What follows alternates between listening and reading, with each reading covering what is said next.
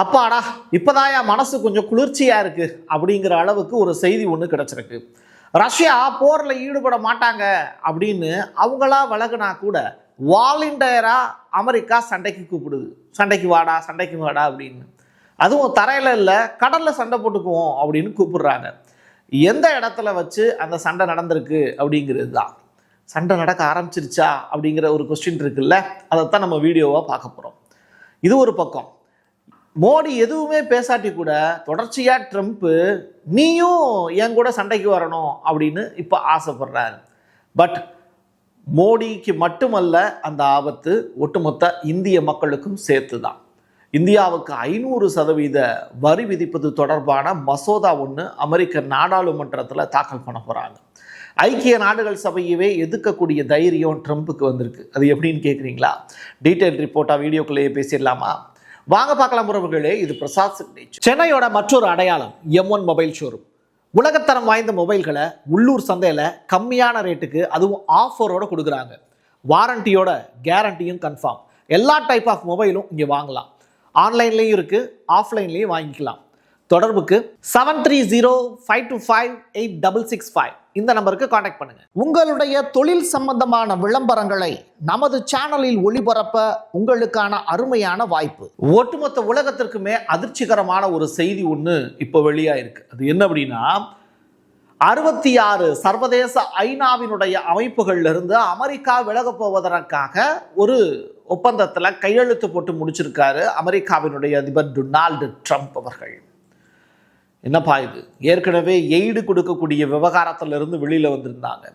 ஐக்கிய நாடுகள் சபையில் இந்த ரெட் கிரசன்ட் சொசைட்டிக்கு கொடுக்கக்கூடிய அமௌண்ட்டும் நாங்கள் கொடுக்க மாட்டோம்னு சொன்னாங்க.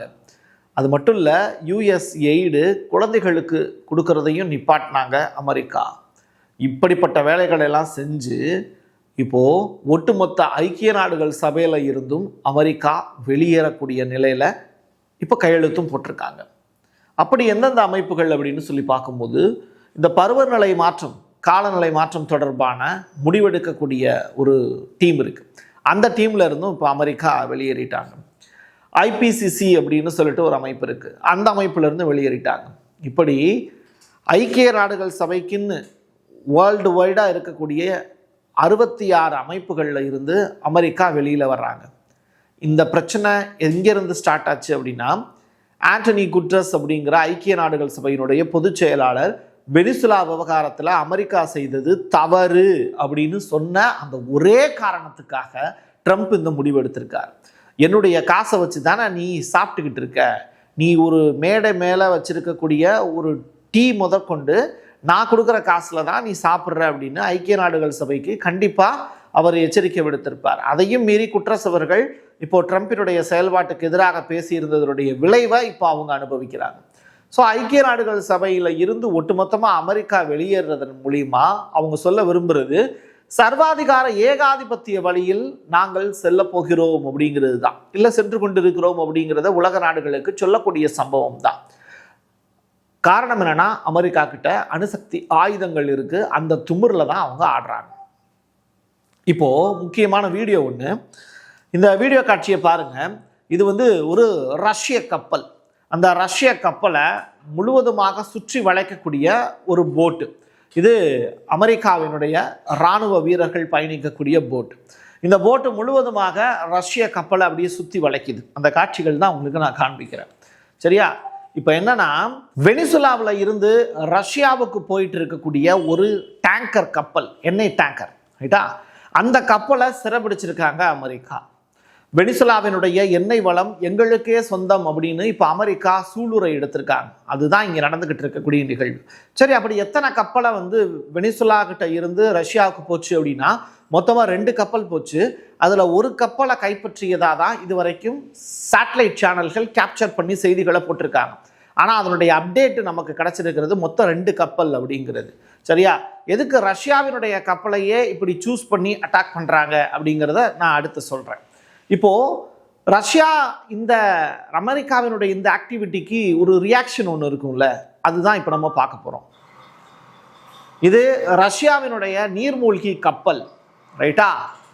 இது வெறுமன நீர்மூழ்கி கப்பல் கிடையாது. இது வந்து ஒரு அணு ஆயுதங்களை சுமந்து செல்லக்கூடிய நீர்மூழ்கி கப்பல். கடலுக்குள்ள அணு ஆயுதம் டிராவல் பண்ணுது. எங்கிருந்துனா ரஷ்யாவினுடைய கடல் பகுதியிலிருந்து கரீபியன் ஷீ நோக்கி போகுது. சரியா? யாரை நோக்கி போகுது? அமெரிக்காவை நோக்கி போகுது. ஐஸ்லாந்துக்கும் இங்கிலாந்துக்கும் இடையில ரஷ்யாவினுடைய ஒரு ஷிப்பு நிப்பாட்டப்பட்டிருக்கு. அது யாரால? அமெரிக்காவினுடைய அதிபர் டொனால்டு ட்ரம்பினுடைய ஆக்டிவிட்டியால. கரீபியன் கடல்ல 2வது கப்பலும் சிறைபிடிச்சிருக்காங்க அப்படின்னு. ஸோ ரஷ்யாவோட பதிலடி என்ன அப்படிங்கிறத இப்போ நீங்க பார்க்க போறீங்க. ஸோ நீர்மூழ்கி கப்பல்ல இருந்து அணு ஆயுதங்களை ஏவுவதற்கான பயிற்சியில இப்போ ரஷ்யா ஈடுபட்டுக்கிட்டு இருக்காங்க. இது வெறுமன பயிற்சிக்கான வீடியோவா இல்லை டைரக்டாவே அமெரிக்காவினுடைய கப்பல் மீது ரஷ்ய கப்பல் அட்டாக்க நடத்துதா அப்படிங்கிற அந்த டீட்டெயில் ரிப்போர்ட் இன்னும் கிடைக்கல. பட் இந்த ஸ்பெஷல் ரிப்போர்ட் அப்படிங்கிறது நமக்கு இப்போ விஷுவலா கிடைச்சிருக்கு. ரஷ்ய அதிகாரிகள் வார்னிங் கொடுக்குறாங்க அமெரிக்காவினுடைய கப்பலுக்கு, தொடர்ச்சியா எங்களுடைய கப்பலை நீங்க விடுதலை பண்ணல அப்படின்னா உங்க மீது ரொம்ப பெரிய அளவிலான தாக்குதலை நிகழ்த்த போறோம் அப்படிங்கிறது தான் அந்த அனௌன்ஸ்மெண்ட். ஸோ ரஷ்ய அதிகாரிகள் வேகமாக ஓடி போய் தன்னுடைய அந்த வேலைகளை ஃபாஸ்ட்டாக ரன் பண்ணுறாங்க. அந்த காட்சிகளையும் நம்ம பார்க்குறோம். ஒரு பெரிய அட்டாக் அப்படிங்கிறது இந்த இடத்துல நடத்தப்பட்டிருக்கு அப்படிங்கிற காட்சிகளை பார்க்கும்போது புரியுது. பட் இது ரிலேட்டடாக ரஷ்யாவும் இன்னும் கன்ஃபார்ம் பண்ணலை, அமெரிக்காவும் எங்கள் 2 பேருக்கு இடையில சண்டை தொடங்கிருச்சு அப்படிங்கிறத கன்ஃபார்ம் பண்ணலை. ரைட்டா? அது தொடர்பான இப்போ காட்சிகளை நம்ம பார்த்துட்டோம். அடுத்ததா இப்போது ரஷ்யா கிட்ட இருந்து ஒரு நீர்மூழ்கி கப்பல் போச்சு அப்படின்னு நான் சொன்னேன்ல, அது BS-329 பெல்கோரோட் அப்படிங்கிற அணுசக்தி நீர்மூழ்கி கப்பல் தான் மூவ் ஆயிருக்கு. ரஷ்யா கிட்ட ஏகப்பட்ட அணுசக்தி நீர்மூழ்கி கப்பல் இருக்கு. குறைந்தபட்சம் எனக்கு தெரிஞ்ச அளவில் 20க்கும் மேற்பட்ட கப்பல் இருக்கிறதா தான் சொல்றாங்க. Status 6 Poseidon warhead. ரைட்டா? இந்த வார்ஹெட் உலகத்துல யாருமே தடுத்து நிப்பாட்ட முடியாத வார்ஹெட். அந்த வார்ஹெட்டுக்குள்ள வந்து பாத்தீங்கன்னா இப்ப அம்பு இருக்கு அப்படின்னா அந்த அம்புல என்ன பண்ணுவான்? அம்பை தாங்கி இருக்கக்கூடிய வில்லுன்னு ஒன்று இருக்கும்ல, அந்த வில்லு தான் இந்த வார்ஹெட். ரைட்டா? அப்போ அந்த வில்லுல ஒரு அம்பு ஒன்று வைக்கிறாங்க. ரைட்டா? அது வந்து பார்த்தீங்கன்னா ஆயுதமாக இருக்கலாம். அது என்ன மாதிரியான ஆயுதம் அப்படிங்கிறத ரஷ்யா தான் முடிவு பண்ணுவாங்க. ஸோ கரீபியன் கடலில் ரஷ்யாவினுடைய கப்பல் இப்போ வட்டமிடுது. அமெரிக்காவுக்கு எச்சரிக்கையும் பறந்திருக்கு. அமெரிக்கா ரஷ்யா இந்த கடல் யுத்தம் அப்படிங்கிறது எப்போ ஸ்டார்ட் ஆக போகுது? அதுதான் இப்போ கொஸ்டின் மார்க். இப்போ அமெரிக்காவினுடைய கப்பல் அந்த ரஷ்ய டேங்கர் இருக்குல்ல, வெனிசுலால இருந்து ரஷ்யாவுக்கு போச்சு இல்ல, அந்த கப்பலை இடைமறித்து ரஷ்ய வீரர்கள் அதை கடத்தக்கூடிய காட்சிகள் தான் நம்ம பார்க்குறோம். ஸோ அமெரிக்கா இவ்வளவு பெரிய ஆக்டிவிட்டி ஏன் செய்கிறாங்க அப்படின்னா எண்ணெய் வளத்துக்காக. வெனிசுலாவினுடைய எண்ணெய் வளம் ஒட்டுமொத்தமாக எங்களுக்கே சொந்தம். அதுவும் 25 லட்சம் கோடி ரூபாய் இப்போதைக்கு திருடிட்டோம் அப்படின்னு சொல்கிறாங்க. வெனிசுலால இருந்து 31 டன்னு தங்கத்தையும் கடத்தியிருக்காங்க அமெரிக்கா. இது எல்லாத்தையுமே எக்ஸ்க்ளூசிவாக நம்ம தான் செய்தியாக சொல்லியிருந்தோம். இப்போ இந்த லேடி அட்லாண்டிக் பெருங்கடல்ல ரஷ்யாவினுடைய பெல்லா-1 அப்படிங்கிற கப்பலையும் இப்போ ட்ரம்ப் திருடிட்டாரு அப்படிங்கிற தகவல். 2 நியூஸ். ரைட்டா? வெனிசுலாவினுடைய எண்ணெய் உலகத்திற்கானது அப்படிங்கிற ஸ்டேட்மெண்ட்டை வெனிசுலாவினுடைய புதிய அதிபர் டெல்சி அவங்க இப்போ ஸ்டேட்மெண்ட்டாக சொல்லியிருக்காங்க. அமெரிக்கா ஒரு வார்னிங் ஒன்று இந்த டெல்சிக்கு கொடுத்துருந்தாங்க. நீங்கள் மதுரா மாதிரியே நீங்களும் தண்டிக்கப்படுவீர்கள் அமெரிக்காவுக்கு சப்போர்ட்டாக இல்லைனா அப்படின்னு சொல்லியிருந்தாங்க. பட் இப்போ டெல்சி என்ன சொல்கிறாங்க? சீனாவுக்கும் சொந்தம் தான், ரஷ்யாவுக்கும் சொந்தம் தான், நாங்கள் விற்கிறத யாராலையும் தடுக்க முடியாதுங்கிற ஸ்டேட்மெண்ட்டை சொல்லியிருக்காங்க. அந்த நாட்டினுடைய குடிமகளா, முதலாவது குடிமகளா அவங்க இந்த ஸ்டேட்மெண்ட்டை சொல்லியிருக்கிறது ரொம்ப ரொம்ப முக்கியத்துவம் வாய்ந்த ஒரு ஸ்டேட்மெண்ட். ஸோ வெனிசுலாவினுடைய எண்ணெய் உலகத்திற்கானது அப்படின்னு இவங்க சொன்ன ஸ்டேட்மெண்ட்டுக்கு இவங்க என்ன விலை கொடுக்க போறாங்கன்னு தெரியல. ஸோ அடுத்ததாக இவங்களும் கடத்தப்படலாம் அப்படிங்கிறது தான் கிடைச்சிருக்கக்கூடிய அப்டேட். கிரீன்லாந்தை வாங்க போகிறோம் அப்படின்னு இப்போ ரூபியோ ஒரு ஸ்டேட்மெண்ட் சொல்லியிருக்கார். மார்க் ரூபியோ யாரு? அமெரிக்காவினுடைய வெளியுறவுத்துறை செயலர். ஸோ டென்மார்க்கிடம் பேச அடுத்த வாரம் நேரம் கேட்டுள்ளோம் அப்படின்னு அவர் ஒரு ஸ்டேட்மெண்ட் சொல்றாரு. டென்மார்க் அப்படிங்கிறது கிரீன்லாண்டை தன்னுடைய பகுதியில் வச்சிருக்காங்க. கிரீன்லாண்டு ரொம்ப இயற்கை வளம் பொருந்திய நாடு.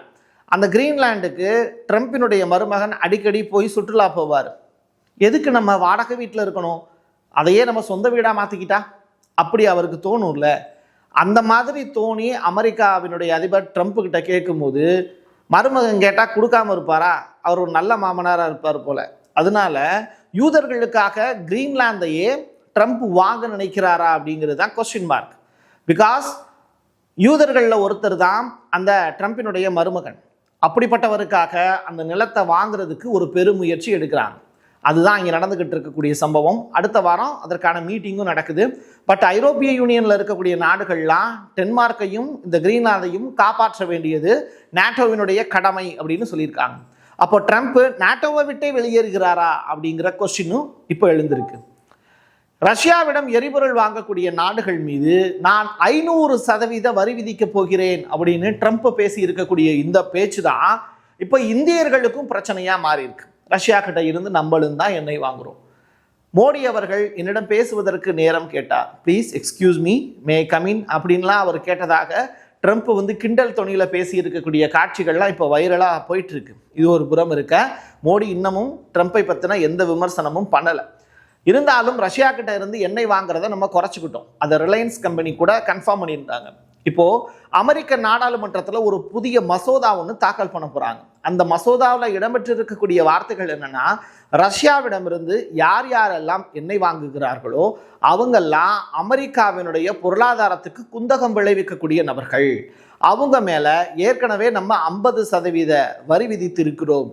கூடுதலாக அதில் 0 சேர்த்து 500% வரி வாங்குவதற்கு அமெரிக்க நாடாளுமன்றத்தின் சம்மதம் வேண்டும் அப்படின்னு தான் இந்த மசோதா கேட்குது. இந்த அடிப்படையில் இந்தியாவுக்கு கூடுதலாக 450% வரி விதித்து ஒட்டுமொத்தமாக அமெரிக்க பொருட்களை நம்மகிட்ட இருந்து அவங்களுக்கு பொருள் போச்சு அப்படின்னா, அவங்க இறக்குமதி செய்கிறாங்கன்னா, அங்கே இறக்குமதி செய்யணும்னா நம்ம 500% வரி கொடுத்தாகணும். இதுதான் அங்கே இருக்கக்கூடிய நிலை.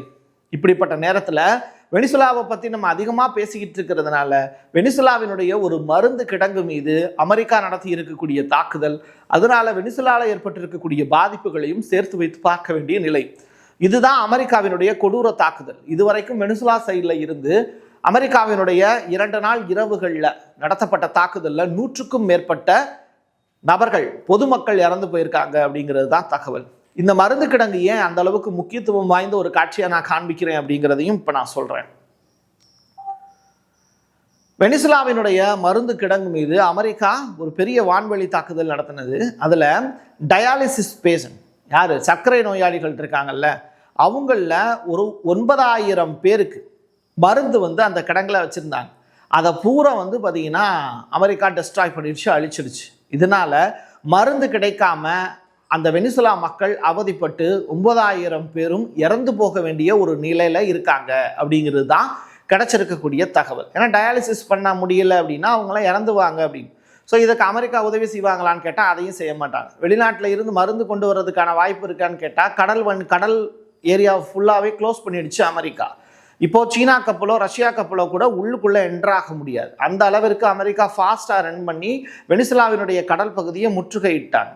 இப்போது வெனிசுலாவினுடைய அதிபருக்கே அவர் கொடுத்துருக்கக்கூடிய கொடைச்சல்ங்கிறது சீனா கிட்ட இருந்தும் ரஷ்யா கிட்ட இருந்தும் என்ன நீங்கள் கொடுக்கக்கூடாது, முக்கியமாக இந்தியா மாதிரியான கண்ட்ரிக்கு நீங்கள் எண்ணெயே கொடுக்கக்கூடாது அப்படின்னு தான் ட்ரம்ப் சொல்லியிருக்கார். எல்லாருமே என்கிட்ட எண்ணெய் வாங்குறதுக்கான சுச்சுவேஷனை ஃபியூச்சரில் எனக்கு ஏற்படுத்தி கொடுங்கன்னா வெனிசுலாவினுடைய அதிபருக்கு இப்போ டீல் பேசுகிறாங்க. இப்படிப்பட்ட நிலையில் இந்த ஐநா சபை கிட்ட இப்போ டைரக்டாக இந்த ரெக்வஸ்ட்லாம் போயிருக்கு. பட் ஐநா சபை மௌன விரதம் இருக்கிறாங்க. நம்ம ஊரில் மௌன விரதம்லாம் இருப்பாங்கல்ல ஒரு வேண்டுதலுக்காக, அது மாதிரி ஐக்கிய நாடுகள் சபையும் செயலற்ற ஒரு முறையில் தான் இப்போ இயங்கிட்டு இருக்கு. அவங்களால எதுவும் செய்ய முடியாத ஒரு சுச்சுவேஷனில் மாட்டிக்கிட்டு இருக்காங்க. முழு ஐரோப்பாவையுமே அமெரிக்கா கைவிட்டு விட்டது, இந்தியா உங்களின் நம்பகமான கூட்டாளி அப்படின்னு பிரான்ஸ் போன இந்தியாவினுடைய வெளியுறவுத்துறை அமைச்சர் ஜெய்சங்கர் இப்போ பேசியிருக்காரு. இதுவும் ரொம்ப முக்கியத்துவம் வாய்ந்த ஒரு ஸ்டேட்மெண்ட் தான். எது எப்படியோ வெனிசுலாவை பற்றிய விவரம் புரிஞ்சதற்கு பிறகு இந்தியா அந்த நாட்டு மக்களினுடைய அமைதியை வேண்டி பேசியிருந்தாங்க. பட் அமெரிக்கா என்ன தெரியுமா செய்கிறாங்க? கரோலின் அவர்கள் இன்னைக்கு காலையில் செய்தி தொடர்பாளர் பேசி இருக்கக்கூடிய ஸ்டேட்மெண்ட்,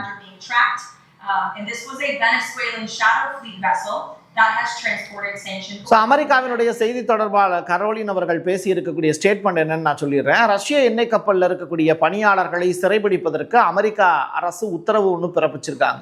ஸோ ரஷ்யாவோட டைரக்ட் வாரில் ஈடுபடுவதற்கு அமெரிக்காவினுடைய செய்தி தொடர்பாளர் பேசிய வார்த்தைகள்ல இருந்து நீங்கள் புரியும், சண்டைக்கு வர்றதுன்னா வா அப்படின்னு கூப்பிடுறாங்க.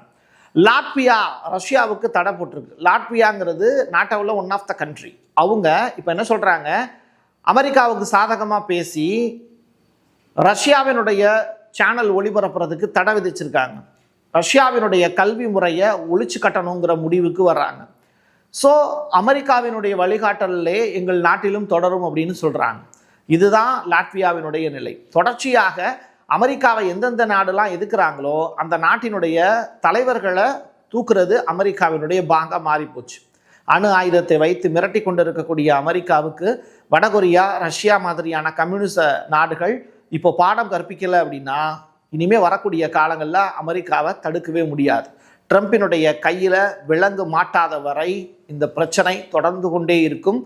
அது வரக்கூடிய நவம்பர் மாதம் அமெரிக்காவில் ஒரு எலெக்ஷன் நடக்க போகுது, இடைக்கால தேர்தல்பாங்க. அதில் செனட்டில் வந்து ஒரு 100 உறுப்பினர்கள் இருக்காங்க, சிண்டிகேட்டில் ஒரு 465 உறுப்பினர்கள் இருக்காங்க.